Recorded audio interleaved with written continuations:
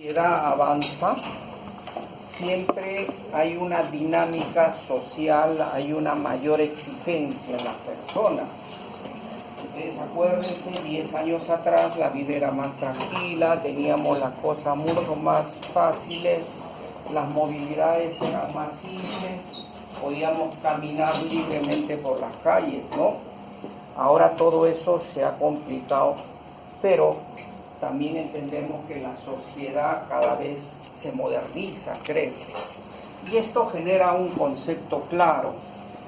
En el desarrollo social también desarrollan casos, formas fortuitas.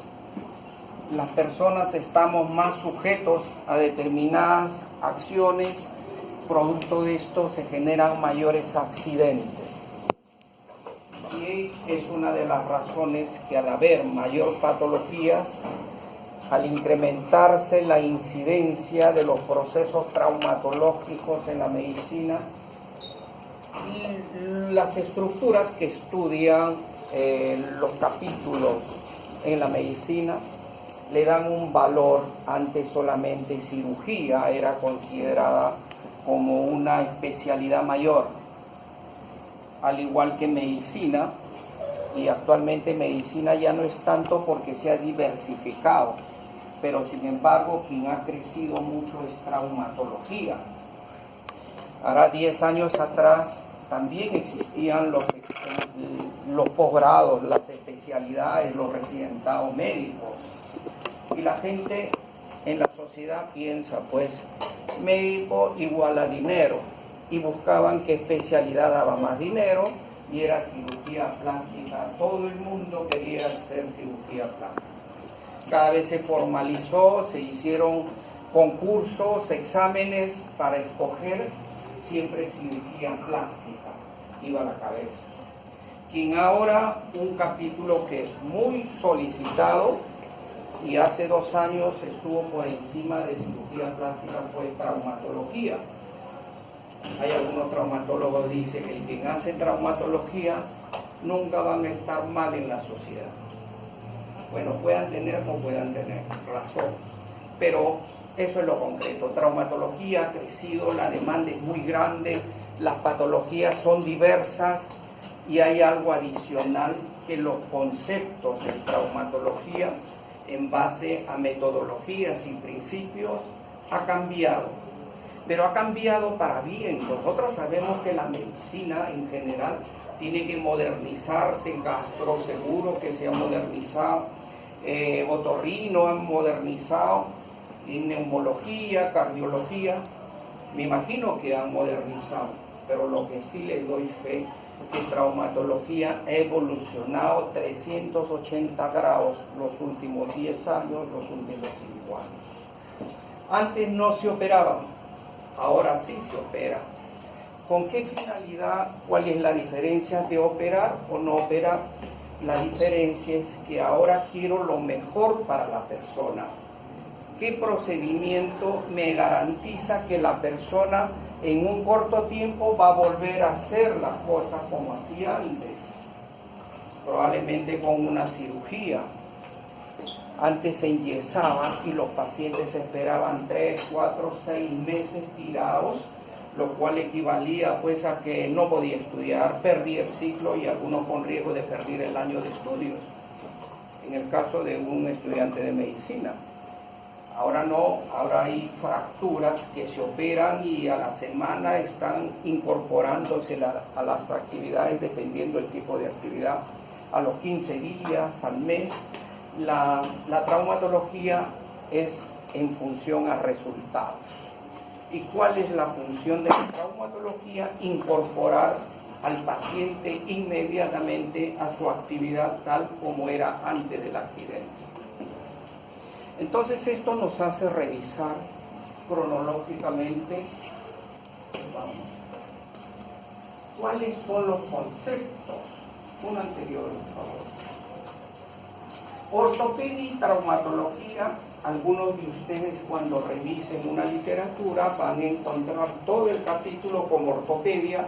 Hay otros que lo van a ubicar solo como traumatología, y en algunos casos como en el país, se ve este capítulo como ortopedia y traumatología. En Estados Unidos hablan mucho de ortopedia, incluido las fracturas. En otros países hablan más de fracturas que de ortopedia. Pero vamos a definir cuáles son los conceptos, ¿no? La ortopedia y la traumatología estudian las lesiones y enfermedades del aparato locomotor. Cuando veamos ortopedia y traumatología, estudian todas las enfermedades y lesiones que afectan al aparato locomotor. ¿Quiénes son parte del aparato locomotor? Miembros inferiores, miembros superiores, pelvis, raquis. Todo lo que afecta a esa zona tiene que ver con la traumatología.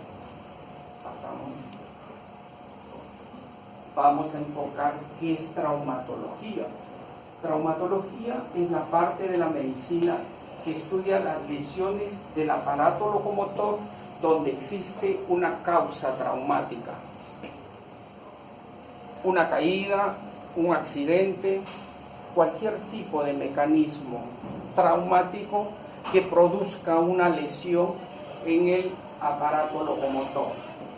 Quienes son parte del aparato locomotor, no solamente huesos, hay músculos, tendones, ligamentos, articulaciones. O sea, cualquier traumatismo que afecte cualquiera de las estructuras del aparato locomotor. Y acá hay una caída, aquí hay un paciente polifracturado, pero la causa fue la caída. Ortopedia está dirigido más al estudio de las enfermedades y las lesiones del aparato locomotor. No existe un antecedente traumático, una enfermedad congénita, una enfermedad tumoral, una enfermedad infecciosa, no hay antecedente traumático, pero se presenta. Esto está dentro de la estructura de la ortopedia. Diagnóstico clínico en traumatología. ¿Alguien de ustedes escuchó diagnóstico clínico en traumatología? Bueno, yo puedo pensar pues que la parte clínica, ¿no? Inmediatamente me voy a la medicina interna. El diagnóstico clínico es el planteamiento cómo a través de una historia clínica, anamnesis, enfermedad actual, la lesión propia, característica de lesión, cómo ya yo tengo un concepto o una idea de la lesión del paciente. ¿Y cuál es el principal instrumento de un diagnóstico clínico? Es una historia clínica. Y no llegar a este facilismo que van a darse cuenta ustedes que existen en muchos lugares. Doctor, el paciente se ha caído, pídele la radiografía. ¿Y qué ves? Veo esto. Eso no conduce muchas veces a un buen diagnóstico. Lo importante, evaluar, examinar al paciente, tener un diagnóstico clínico, luego ir a los exámenes auxiliares. Pedí una radiografía y después no se ve nada, pídele una resonancia y comienzas a pedir todos los exámenes. Lo mejor es evaluar y pedir, si es necesario, el examen auxiliar que más nos va a ayudar.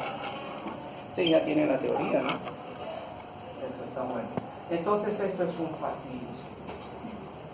No, por ser traumatología, no evaluar sin antes, no tener el diagnóstico sin antes evaluar al paciente. Historia clínica traumatológica, como cualquier historia clínica, es un documento de registro de carácter médico-legal, ¿no? ¿Y qué características tiene? Que en lo posible sea completo, sea legible, sea veraz directamente lo que el paciente refiere, sea ordenado, sea confeccionado en forma respetuosa y también tiene que ser confidencial.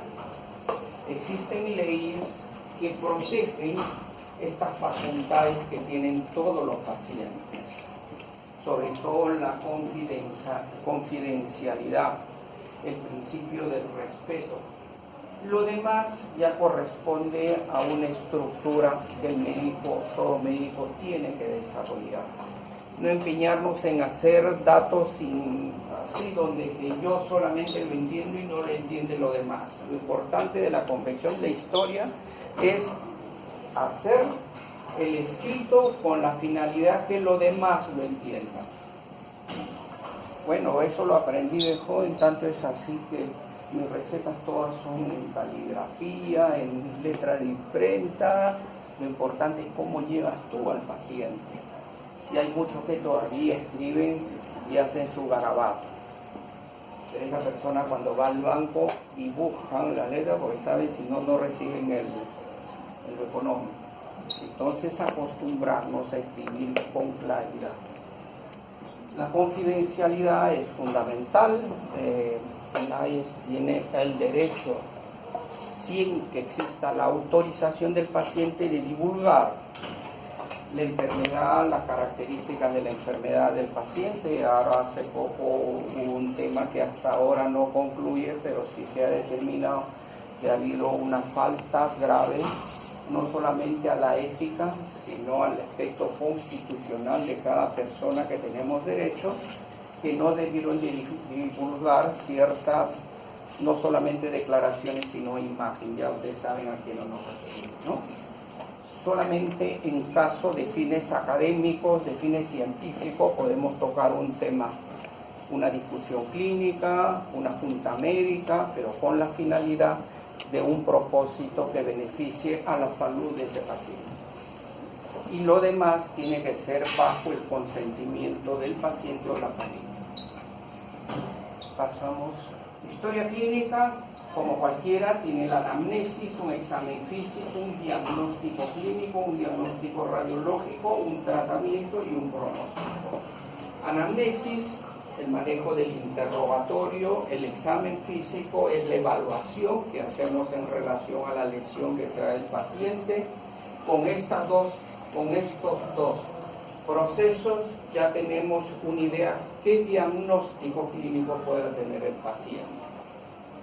Luego recién vamos a los exámenes auxiliares, cuándo pedir una radiografía, cuándo pedir una resonancia magnética, cuándo pedir una ecografía, cuándo pedir una tomografía, cuándo pedir una gammagrafía, que nos ayude y nos confirme y nos certifique realmente el diagnóstico que estamos pensando. Una vez ya con el diagnóstico definitivo, recién podemos planificar el tratamiento. Y luego el pronóstico. ¿Qué es el pronóstico? Es lo que más le interesa al paciente, y uno puede hablar mucho, pero al paciente le interesa cómo voy a quedar. No, voy a quedar bien, voy a quedar con limitaciones, voy a quedar con secuelas. El pronóstico, o sea, todos los procesos son importantes, pero siempre tenemos que tener en cuenta que el pronóstico que ofrezcamos tiene que ser el mejor. Historia clínica, parte única. En esta parte vamos a pasar porque es como una historia común, ¿no? Seguimos. La semiología, el concepto de la semiología. Tríada sintomática. Existe generalmente en cada especialidad tríadas que caracterizan la especialidad.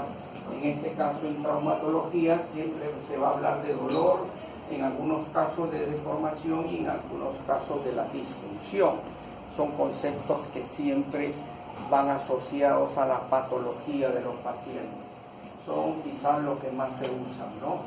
Tríada, dolor, sensación subjetiva desagradable, todos sabemos qué significa un dolor. La deformación, alteración de la forma.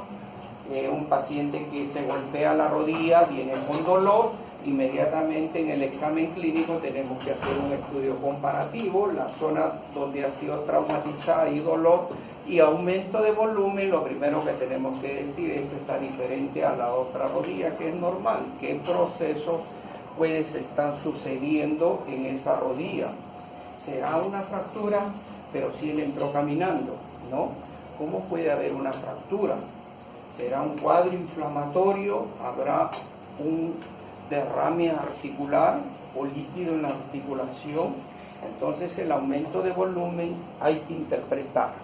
El dolor también tenemos que interpretar, y en este caso la disfunción, la alteración de la función, que también en la historia clínica uno tiene que notar personas que tienen impotencia funcional, ¿no?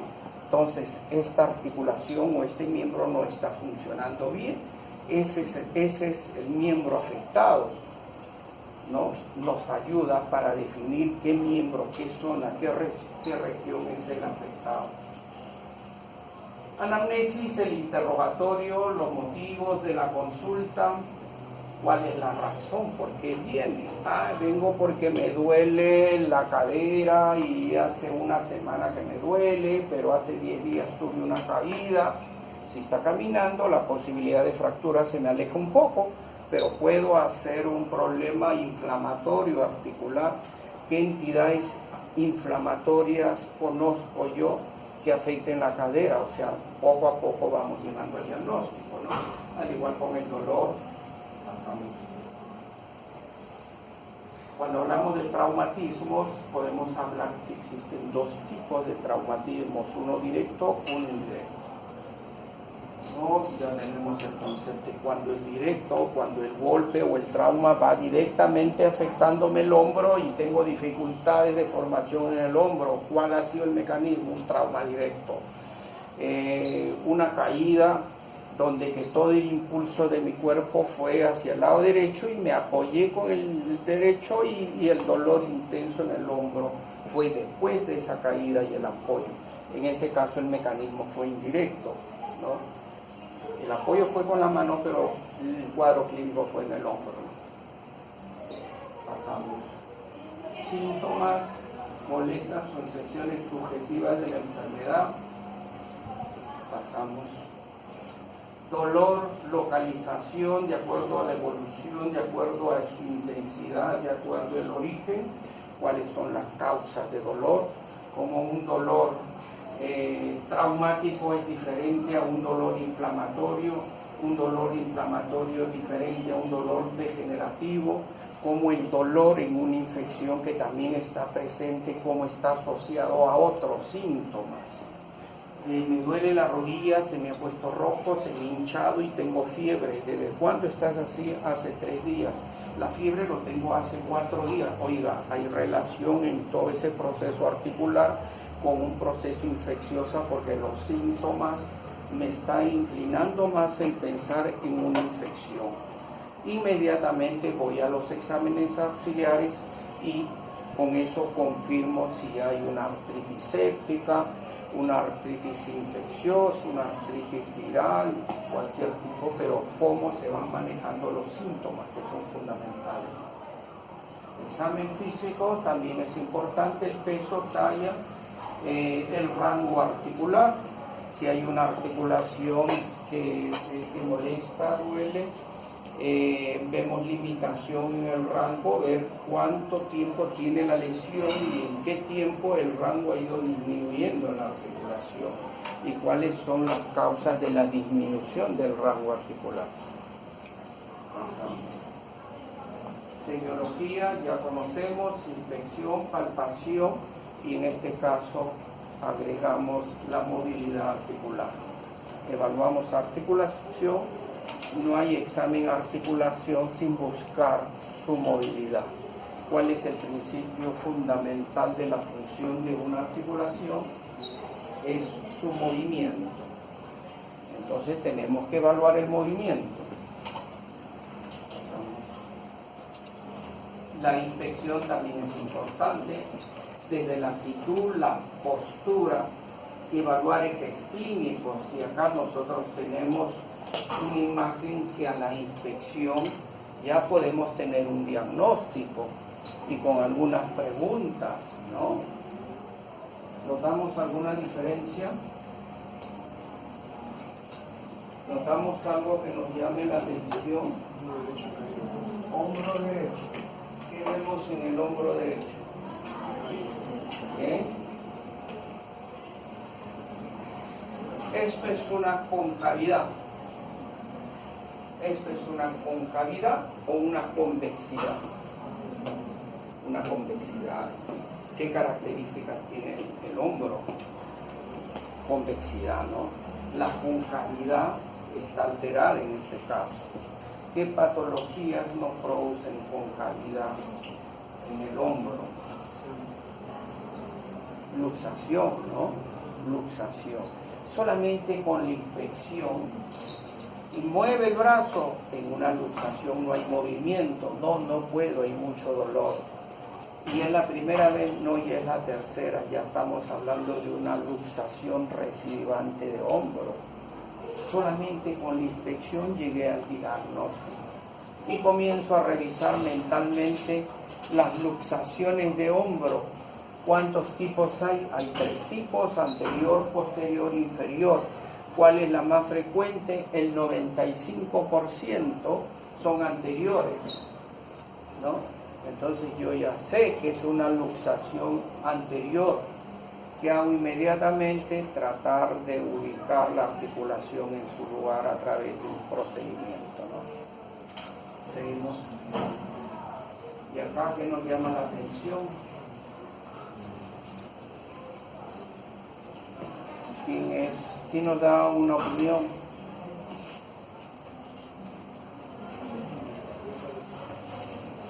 Lo de atrás, están en la platea, el brazo de morfeo.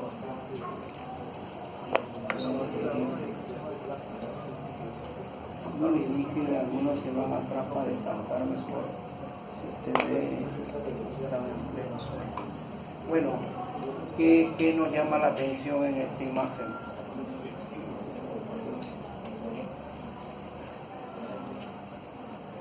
Hay una alteración en la forma, ¿no? Mientras que este brazo derecho es normal o anormal. Normal. Y el brazo izquierdo vemos una curvatura, un aumento de volumen, alteración de la forma. ¿Y es normal o no es normal? Es anormal. Entonces, buscamos en la historia clínica y este señor tuvo una fractura hace un año. ¿Qué problemas ha tenido usted en el hombro? ¿Ha tenido algún accidente? Tuvo un accidente hace un año y mire cómo muevo. Oye, movimiento solamente en la articulación. ¿Y por qué muevo al nivel del hueso? Hay una enfermedad muy común en las fracturas que se llama la pseudoartrosis. Pseudoartrosis, falsa articulación. El señor tiene una pseudoartrosis de diáfisis humeral y se comporta como una articulación. Mira, solamente con esa imagen, ya cuando ustedes estén terminando ya el curso, se van a dar cuenta de muchos diagnósticos. Pero miren cómo la traumatología se maneja a través de información, de historias clínicas, y también hay que leerla, ¿no? También hay lesiones de este tipo, lesiones traumáticas, que nos producen este tipo de lesión. Zonas equimóticas en determinadas regiones. Una fractura proximal de húmero nos puede producir esas lesiones. Cuando yo veo eso ahí, el antecedente del paciente que ha tenido una caída o un antecedente traumático, yo inmediatamente digo, aquí,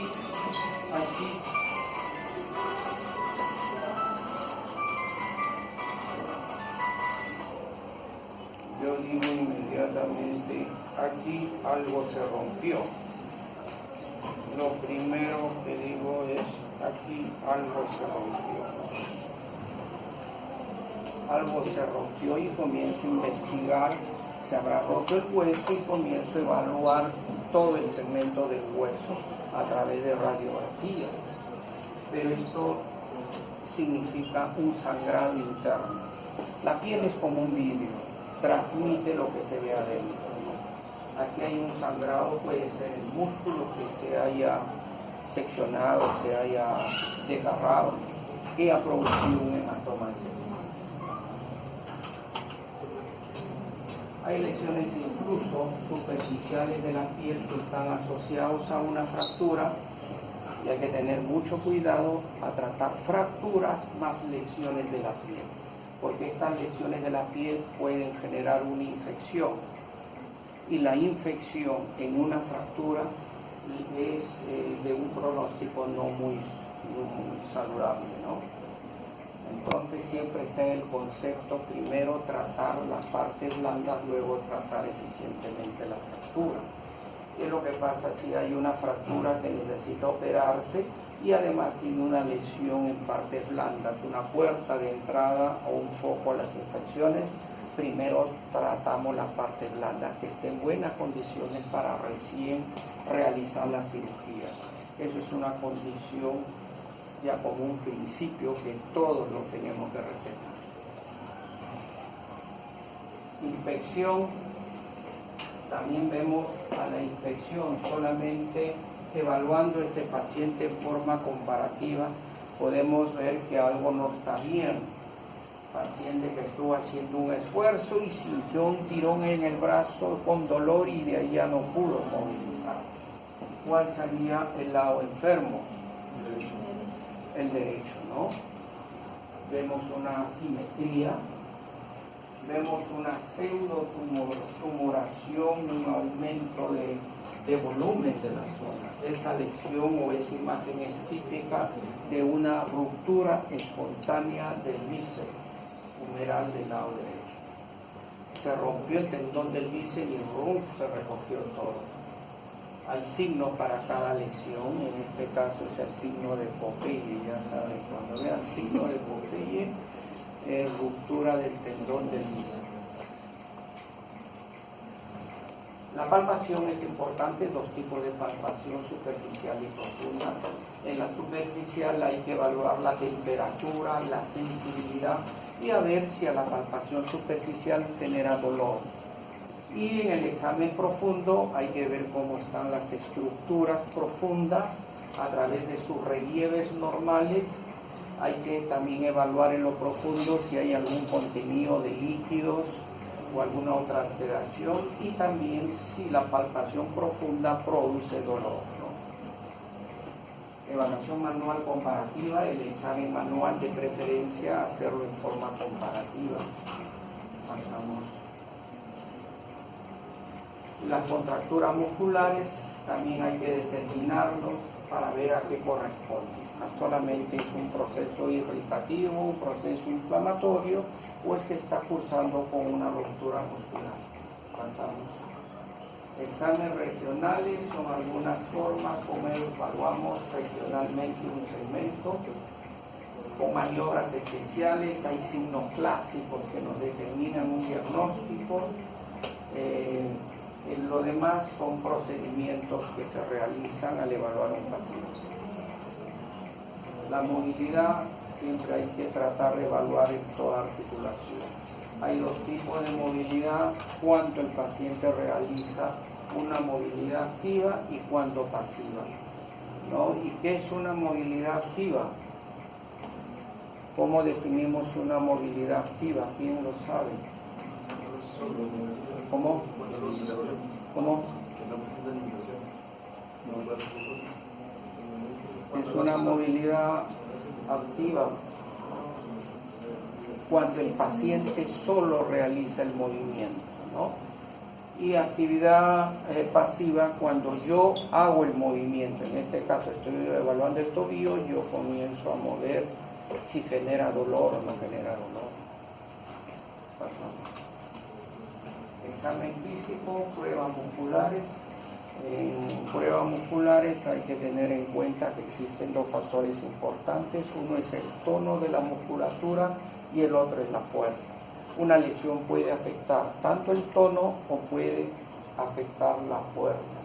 Entonces nos ayudamos de la terapia física y rehabilitación para conseguir el tono y la fuerza adecuada.